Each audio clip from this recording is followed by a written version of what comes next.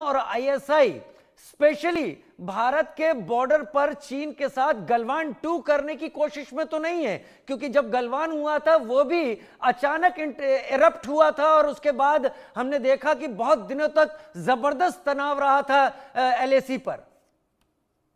राजीव जी, पाकिस्तान की तो दिली तमन्ना रही, खासतौर से जब से भारत ने ऑपरेशन सिंदूर चालू किया।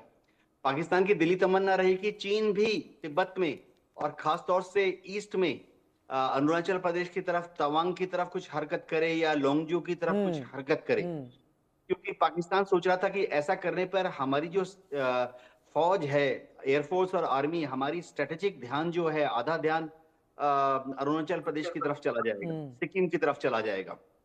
लेकिन चीन ने बहुत दूरदर्शिता दिखाते हुए ऐसी कोई नापाक हरकत अरुणाचल प्रदेश की तरफ नहीं की, सिक्किम में नहीं की।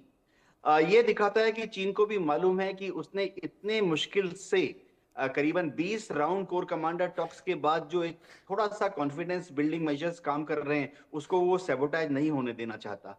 विदेश मंत्रालय के लेवल पर भी 17 राउंड से ज्यादा टॉक्स हो चुकी हैं गलवान के बाद से।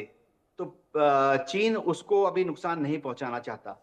चीन का अभी 100% ध्यान जो है डोनाल्ड ट्रंप और अमेरिका के साथ ट्रेड वॉर पर लगा हुआ है।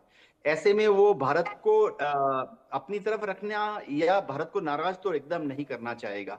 लेकिन पाकिस्तान की एक उम्मीद थी, भारत में भी हम लोगों ने कई बार टू फ्रंट वॉर की बात की थी जी। लेकिन देखना ये पड़ेगा कि जैसे DGMO to DGMO level talk हो रही है, सीज फायर होल्ड कर रहा है, क्या पाकिस्तान अपनी फौजों को, आसिम मुनीर अपनी फौजों को कंट्रोल में रख सकते हैं? क्या लोएस्ट लेवल पर जो ज्यादा जोशीले बटालियन कमांडर, कंपनी कमांडर या जेसीयू साहिबान हैं, उनको कंट्रोल में रख सकते हैं कि वो फायर को कंट्रोल में रखें? ऐसा लग रहा है डीजीएमओ टॉक्स के बाद कि उभय पक्ष में अननेसेसरी, अवांछनीय, यानी जोश वाला जो फायर है वो कंट्रोल में रखा हुआ है। तो अच्छी बात है।